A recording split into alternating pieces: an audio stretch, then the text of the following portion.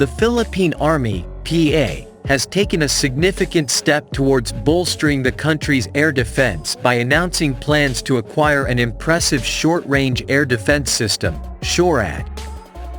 In a decision marking a new era in Philippine military defense, the PA, alongside the Philippine Marine Corps and the Armed Forces of the Philippines General Headquarters, GHQ-AFP, has decided to join forces for this project. The purchase of Shorad, initially planned as part of the Man-Portable Air Defense System, MANPADS acquisition project, has now seen a substantial increase in both scale and scope.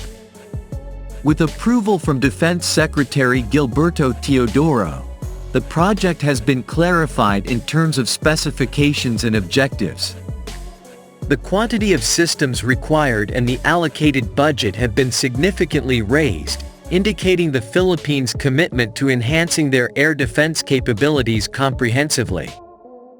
The PA and Philippine Marine Corps intend to use Shorad for air defense of maneuver units as well as military bases and installations. Meanwhile, the GHQ-AFP plans to employ some Shorad systems to protect critical infrastructure and high-value targets. A crucial aspect is the specifications set for these systems. In comparison with alternatives like NASAMS, the Shorad to be acquired boasts a minimum radar track range of 25 kilometers and a missile range between 6 to 8 kilometers, with a maximum altitude of 3,300 meters.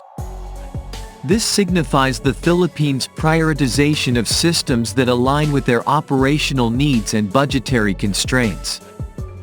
Though further review stages are underway for this project, authorities state that models like the MBDA Mistral II and LigNex 1 Chiron remain top contenders.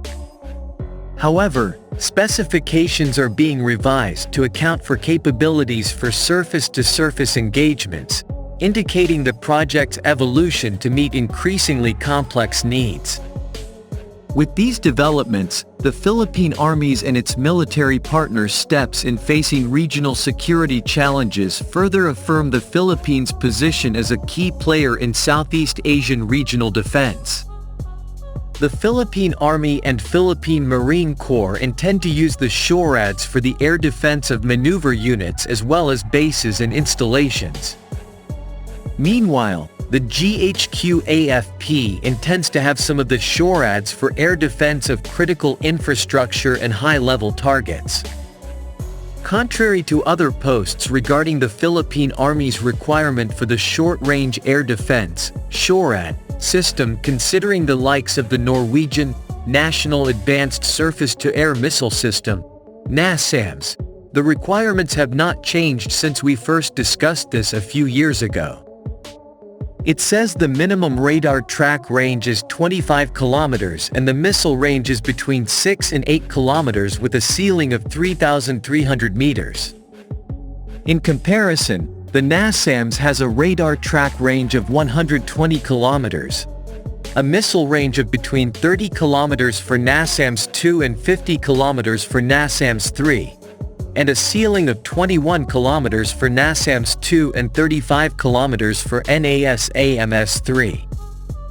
Previously, Max Defense Philippines and our extension, Philippine Defense Resources, reported that the MBDA Mistral II and LigNex 1 Chiron are the competing models.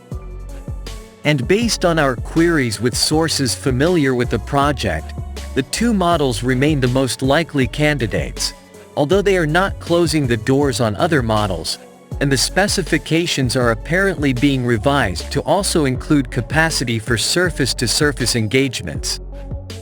The most visible difference so far with the Horizon 3 requirements is that the project is now a joint project between the Philippine Army, Philippine Navy, Marines, and the GHQ, AFP, instead of just a project of the Philippine Army.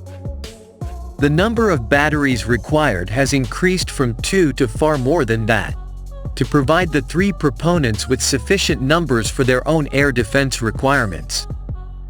Since the set budget is based on earlier replies on requests for information, RFI, from the proponents, it would be impractical to use the medium-range and more expensive NASAMS to fill the Shorad requirements.